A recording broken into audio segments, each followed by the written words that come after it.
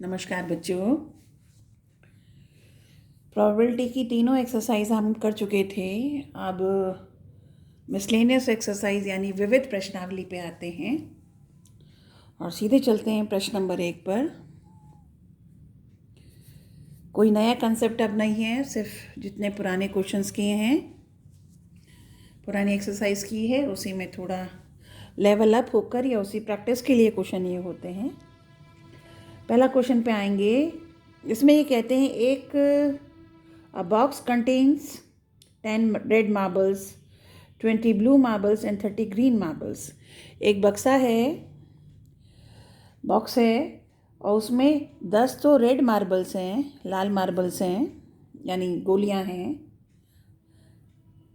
और 20 blue marbles हैं और 30 ग्रीन यानी हरी गोलियां हैं। लाल कुछ बताने की ज़रूरत नहीं है, सब आप जानते ही हैं। और हरी 3 तरह की गोलियां हैं एक बॉक्स में, और 5 मार्बल्स, 5 गोलियां निकाली गई।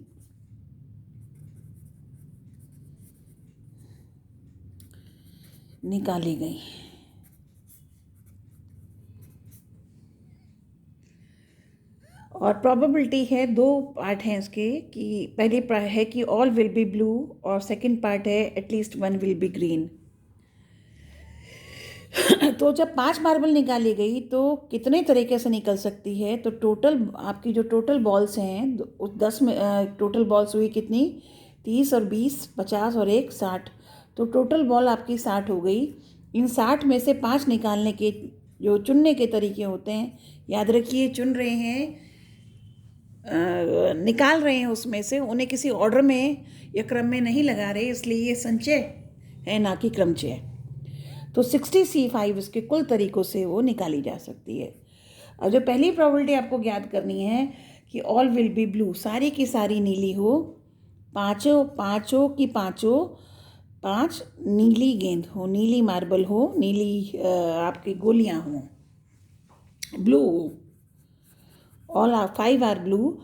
तो अगर इवेंट जो इवेंट है कि पाँचों गोलियां नीली हों, तो NE जो होगा कितने तरीके से, यानी जो 20 ब्लू हैं, पाँचों की पाँचों इस ब्लू में से निकले, तो 20C5 आपका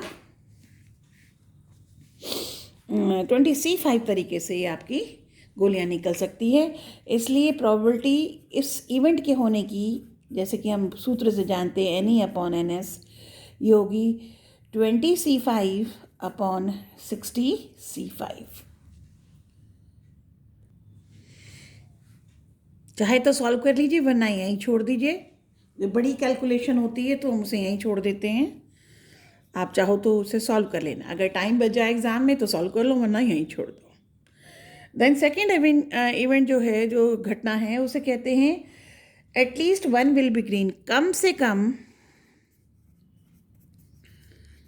एक हरी हो, यानी एटलीस्ट 1 मार्बल इज ग्रीन। ये है, यानी कम से कम एक ग्रीन हो। 5 मार्बल्स कुल निकालनी है, या तो कम से कम में मतलब 1 हो या 1 से ज़्यादा हो, यानी 1 हो या 2 हो या 3 हो या 4 हो या 5 हो। तो कुल कितने तरीके से कोई मार्बल निकल सकती है? अगर हरे के क्रम में कहें तो हरे के क्रम में हम ये कहेंगे या तो एक भी नहीं निकलेगी पाँचों में से, या 1 या 2 या 3 या 4 या 5। तो अब इसको करने के 2 तरीके हैं। आसान जो है वो ये है कि अगर घटना ई कम से कम एक मार्बल, इसका मतलब है 1 ग्रीन और बाकी 4 अदर्स, या 2 ग्रीन 3 अदर्स बाकी, या 3 ग्रीन एंड 2 अदर्स। अब यहाँ एंड का मतलब प्लस होता है, पहले बता चुकी हूँ, या मतलब इनटू होता है, सॉरी, एंड यहाँ पर, या फिर 4 ग्रीन एंड 1 अदर, या फिर पाँचों की पाँचों ग्रीन। तो एटलीस्ट 1 मार्बल का ये मतलब होता है। तो अब इसमें ये कौन सी रहेगी? तो अगर मैं ई डैश करूँ, ई डैश, तो उसका क्या मतलब होगा? एक भी ग्रीन नहीं, कोई हरी नहीं, कोई भी ग्रीन नहीं। ई डैश का तो यही मतलब हुआ। तो अब आप जानते हैं, तो P E plus P E dash किसके बराबर होगा? 1 के। हम सब जानते हैं इस नियम से। तो अगर कम से कम एक ग्रीन निकालना हो तो उसका तरीका होगा 1 माइनस पी ई डैश। तो इस तरह से, क्योंकि एक को निकालना आसान होता है, तो 1 माइनस हरी नहीं होने के कितने तरीके हैं? यानी ई ना हो अपॉन एन एस। अब ई डैश जो था, कोई भी हरी नहीं है, कितने तरीके से? कि 30 हरी हैं टोटल 60 में से, 30 हरी, कोई भी हरी ना हो, 5 ग्रीन एंड 0 अदर्स। ये तो ये है, कोई हरी नहीं हो, इसका मतलब 0 ग्रीन एंड 5 अदर्स। तो 0 ग्रीन एंड 5 अदर्स का मतलब 30 में से तो लेंगे 0, 30C0, तो उसे लिखने की ज़रूरत नहीं होती। और बाकी 30 में से कोई भी 5 निकल जाए तो 30C5 इसके तरीके होते हैं। तो इसको यहाँ रखेंगे, 1 माइनस 30C5 अपॉन टोटल जो तरीके थे 60C5। तो एक तो आप इस तरह से कर सकते हैं। दूसरा, फिर आप इसको भी एलोबरेट कर सकते हैं। मान लो अगर आपको नॉट वाला कंसेप्ट नहीं समझ आ रहा या याद नहीं आ रहा, तो आप दूसरे तरीके से भी कर सकते हो। हालांकि देखने में वो ऐसे लगेंगे, लेकिन आंसर उनके सेम आएंगे। अब इसे देखो तुम, हमने बताया था अभी, ई का मतलब जैसे ये है, ये वाला ले रही हूँ, एक ग्रीन 4 अदर। तो एक ग्रीन, अगर अब मैं इस तरीके से निकालूं, डैश का कंसेप्ट ना रखूं, अगर इसे निकालूं, तो आप ई क्या आएगा? एन ई जो बैठेगा आपका, वो होगा एक ग्रीन 4 अदर, यानी 30 में से एक हो और बाकी 30 ग्रीन थी, 30 में से एक ग्रीन हो और बाकी 30 में से 4 हो। या फिर या का मतलब प्लस 30 में से 2 ग्रीन हो और बाकी बची हुई 30 में से 30 में से 3 ग्रीन, 3 अदर्स हो। या फिर 30C3 30C2, यानी 3 ग्रीन हो और बाकी 2 हो। या फिर 4 ग्रीन हो, 30 में से 4 हो और बाकी 30 में से 1 हो, या 5 ही ग्रीन हो। तो आप इससे भी निकाल सकते हैं। यानी जब इसको सॉल्व करेंगे, अभी तो मैं सॉल्व नहीं कर रही क्योंकि इसमें बहुत टाइम कंज्यूमिंग लगेगा। आंसर भी आपका उस रूप में छोड़ा है, ई नॉट वाले में। लेकिन आप अगर इसे सॉल्व करेंगे, समय लगेगा। इसका आंसर निश्चित तौर पे जो आएगा, इसे सॉल्व करके जब आप N E upon N S करोगे, इसकी जो भी वैल्यू आएगी, लेट सपोज इसकी वैल्यू एक्स आती है, तो एक्स अपॉन एन एस की जगह आप डालेंगे 60C5 और x अपॉन 65, तो ये वैल्यू और जो आपने पीछे निकाला था ये वाली वैल्यू जब अगर इसे सॉल्व कर लो, इसे सॉल्व कर लो, दोनों की दोनों सेम होगी। तो पीछे आंसर आपको इस फॉर्म में दिया है, लेकिन अगर आप, क्योंकि इतना बड़ा लिखोगे तो इसे सॉल्व करना ही पड़ेगा। इसे आप यहाँ भी छोड़ दें तो काम चल जाएगा, लेकिन इतने बड़े को यहाँ छोड़ नहीं सकते, इसे सॉल्व करना पड़ेगा। तो तरीके दोनों ही सही है, मतलब दोनों एक ही हैं। जब आप इन्हें सॉल्व करेंगे और इसे सॉल्व करेंगे, निश्चित तौर पे रिजल्ट सेम आएगा। तो जौन सा भी तरीका आपको समझ आता हो उससे आप कर लें। बेहतर ऊपर वाला था, बेहतर से मतलब आपका आंसर उससे मैच करेगा जो आपको पीछे आंसर दिया हुआ है। आते हैं प्रश्न नंबर 2 पर। कहते हैं कि एक 52 कार्ड्स की एक वेल शफल्ड, यानी अच्छे से फेंटी हुई आपकी एक ताश की गद्दी है और उसमें से 4 कार्ड्स निकाले गए।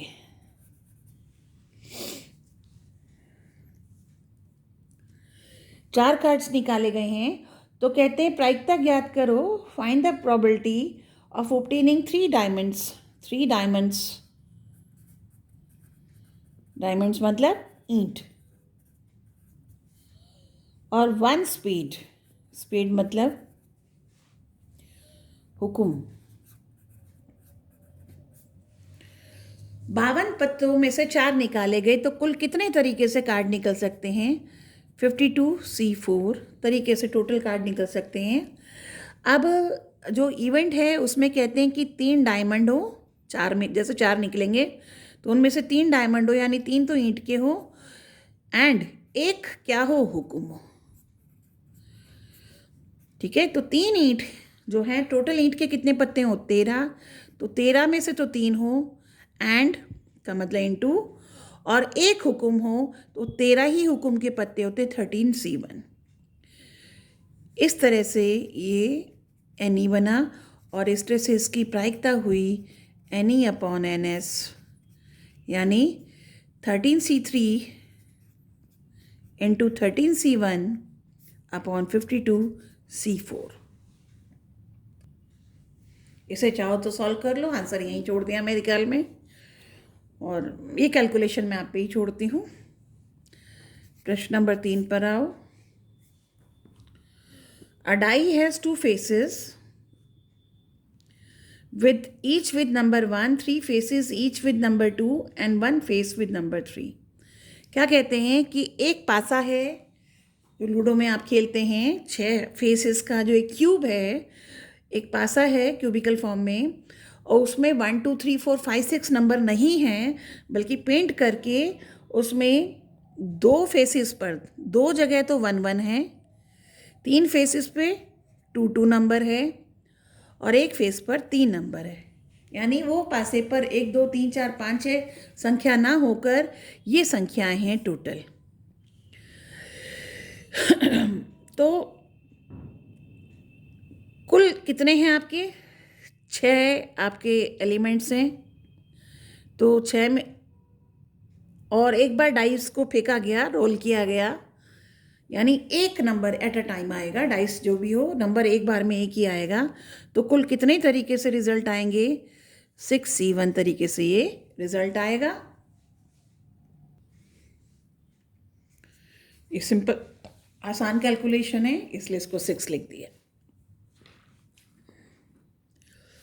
इसके बाद जो पहला पार्ट है वो ये कहता है कि उस पर 2 आने की प्रोबेबिलिटी, P2 पूछा है, यानी 2 संख्या 2 आने की प्रोबेबिलिटी।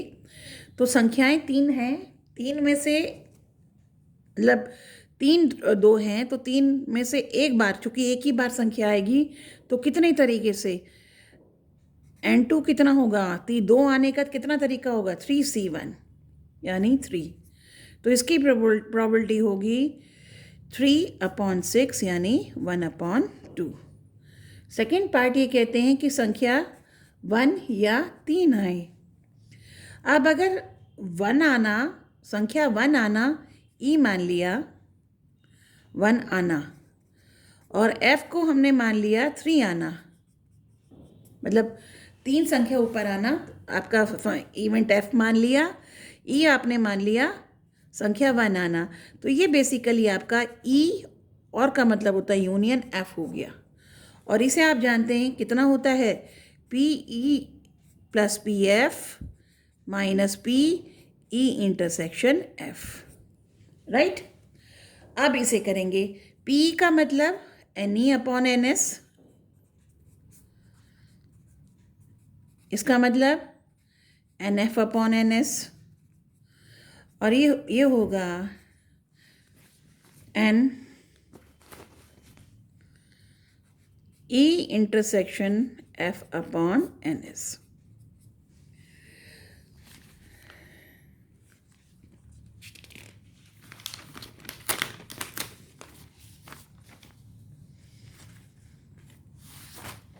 अब आप देखेंगे E का मतलब 1 आना, 1 कितनी है? 2, तो NE कितना होगा? 2C1। तो अब मैं इसे लिख रही हूँ, PE यूनियन F को लिखा, E मतलब आपका 1 आना, तो ये हुआ 2C1/6। F का मतलब हुआ संख्या 3 आना, F का मतलब कितना है? संख्या 3 आना, 3 हमारे पास एक ही है, तो 1C1/6। नेक्स्ट है 1 तथा 3, ई एंड एफ का मतलब E B O F B O, 1 BI 3 BI, एक बार में या तो 1 आएगा 3 आएगा। ये आपकी परस्पर अपवर्जी घटनाएं हैं। मतलब अगर ई होगा तो एफ नहीं होगा, एफ होगा तो ई नहीं होगा, एक साथ 1 और 3 दोनों नहीं आ सकते। तो ये परस्पर अपवर्जी घटना होगी, तो इसकी जो वैल्यू होगी वो 0 होगी। तो ये बैठेगा आपका 0/6। तो ये हुआ 2/6, ये हुआ 1/6, तो ये हुआ 3/6, और ये हो गया 1/2। तीसरा पार्ट है इसका,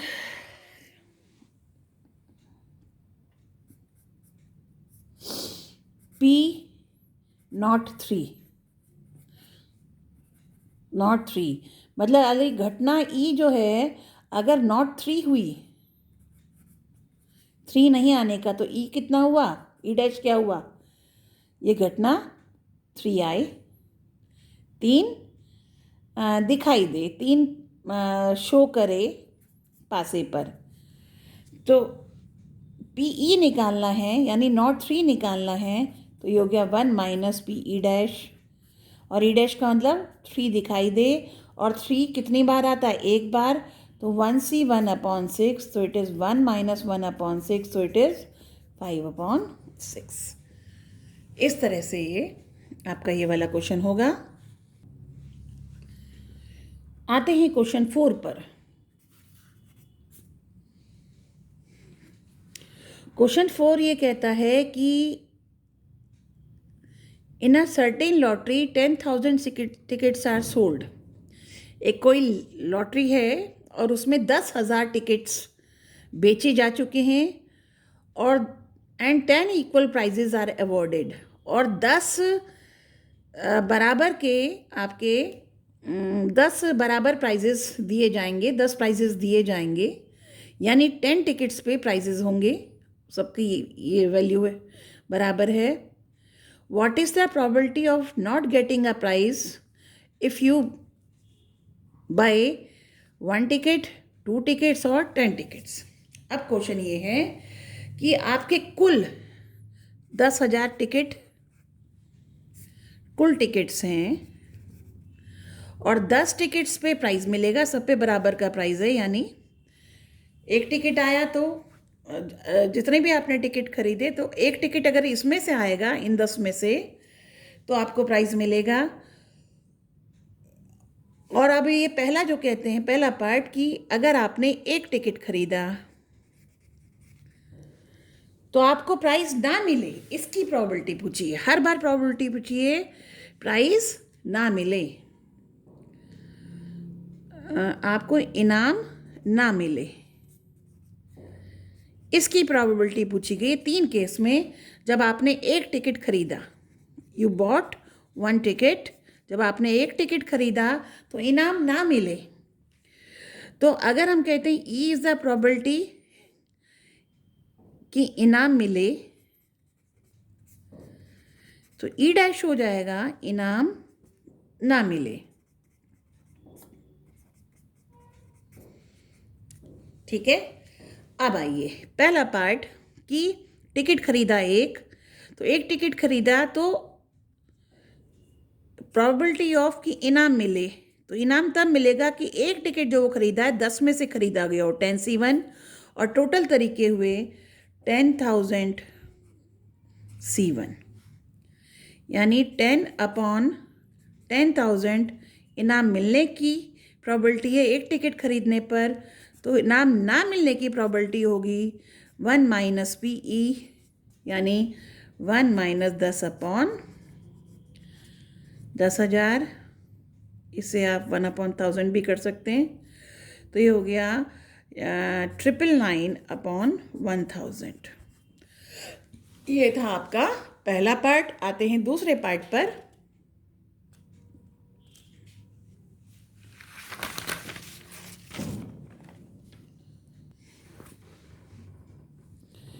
दूसरा पार्ट ये कहता है कि आपने 2 टिकट खरीदे, 2 टिकट खरीदे और दोनों पे इनाम ना मिले, तो हम कहते हैं ई हुआ इनाम मिले,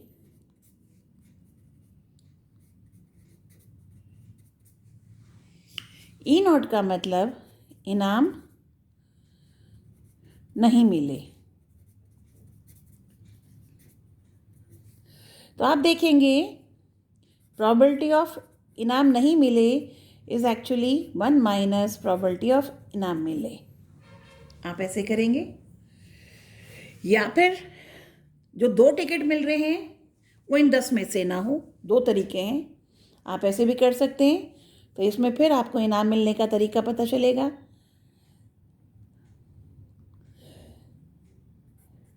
दो टिकट पर इनाम कैसे मिलेगा?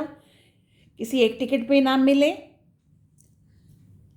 या दोनों पे मिले, तो इन केस आपका इनाम मिलेगा। तो इनाम नहीं मिलने का मतलब, तो ये अगर आप इस तरह से करेंगे तो आप कहेंगे पहले एक पे टिकट पे मिला, दूसरे पे नहीं मिला, या फिर पहले पे नहीं मिला, दूसरे पे मिला, या दोनों पे मिला।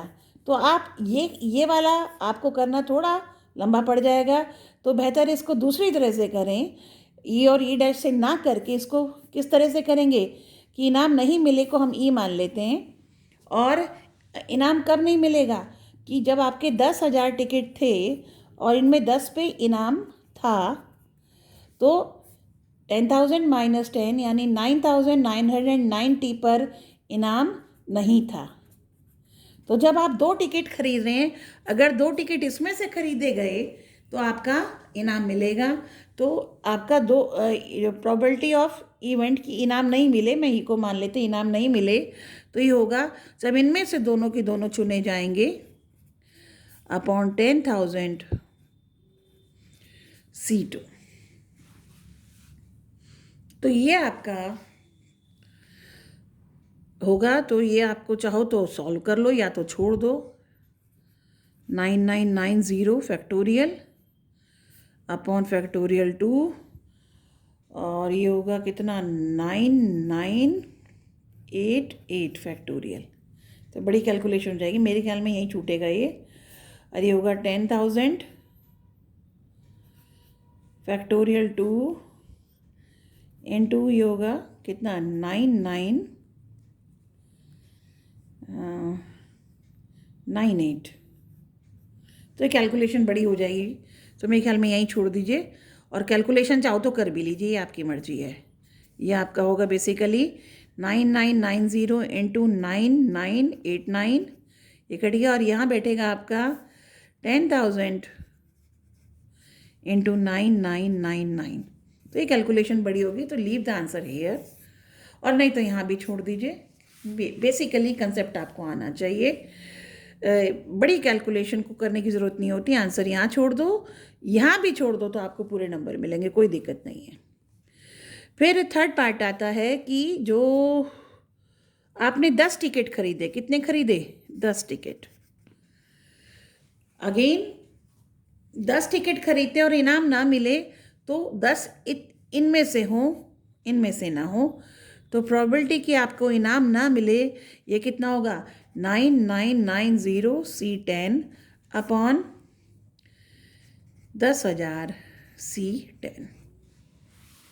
तो यहीं आप आंसर छोड़ दीजिए, ये तरीका सही रहेगा। तो ये था क्वेश्चन नंबर आपका 4।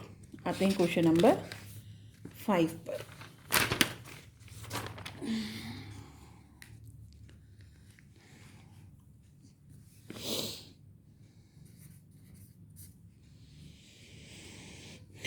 क्वेश्चन नंबर 5 में कहते हैं 100 स्टूडेंट्स हैं, 100 विद्यार्थी हैं आपके उसमें,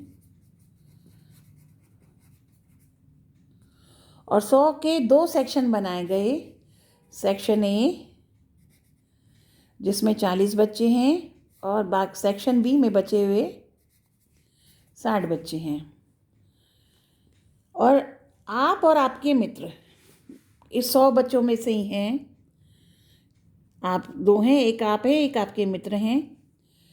पहला पार्ट ये कि प्रोबेबिलिटी ज्ञात करनी है कि आप दोनों एक ही सेक्शन में हो। तो प्रोबेबिलिटी ये ई की कि दोनों, आप और आपके मित्र दोनों एक ही सेक्शन में हो, विभाग में हो।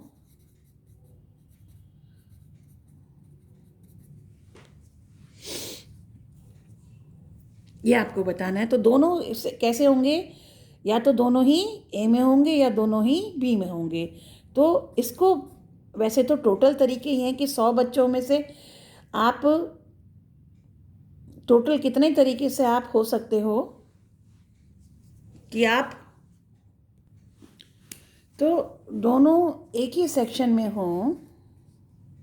तो पहले तो कुल कितने तरीके से हम हो सकते हैं, दोनों फ्रेंड्स कैसे कैसे जा सकते हैं। 100 बच्चों का डिवाइड 40 और 60 के रूप में हुआ है। तो इनमें से अगर कोई भी 2 बच्चे लेंगे तो उनका डिस्ट्रीब्यूशन इधर या उधर किसी भी तरह से हो सकता है। तो कायदे में इन 100 में से कोई भी 2 छांट लें तो वो मान लीजिए मैं और मेरा मित्र है।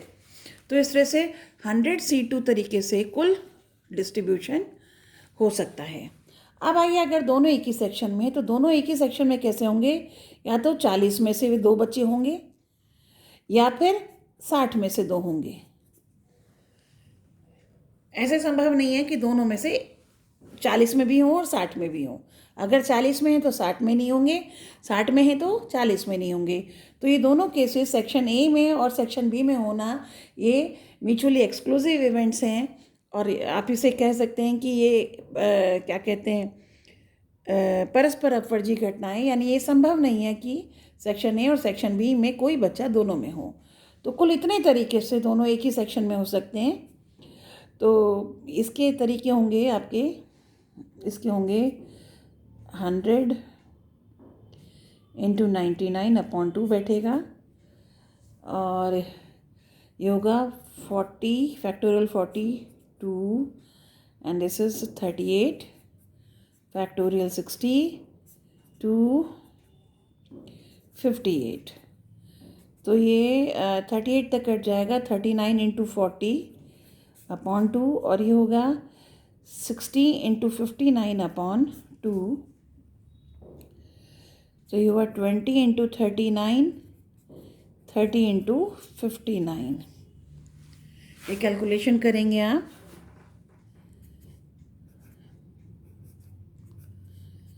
और ये 59 है,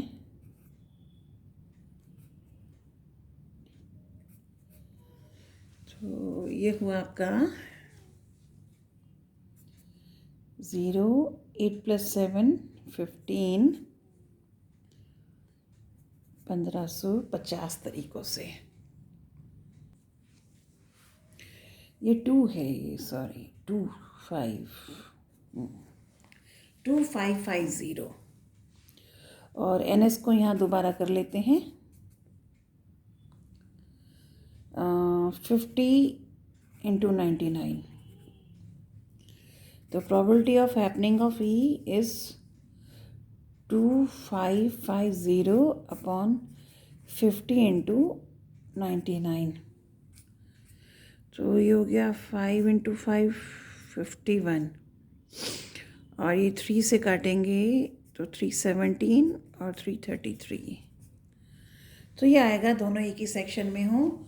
और सेकंड पार्ट ये है आपका कि दोनों एक ही सेक्शन में ना हो, both entered in different section. दोनों अलग अलग सेक्शन में हो तो 2 ही बातें होंगी, या तो दोनों एक में होंगी या दोनों अलग में होंगे। तो कायदे में ई नॉट का मतलब दोनों अलग अलग सेक्शन में हो, यानी विभाग में हो। तो इस तरह से PE0 होगा 1 - PE, यानी 1 - 17/33। तो ये हो गया 33 - 17, ये हो गया 16/33। तो ये आपका था क्वेश्चन नंबर 5। तो यहाँ क्वेश्चन नंबर 5 तक कीजिए इस वीडियो में, और फिर अगली वीडियो में अगले 10 क्वेश्चन करके फिर आपका ये चैप्टर पूरा हो जाएगा। थैंक यू, यहाँ तक कीजिए।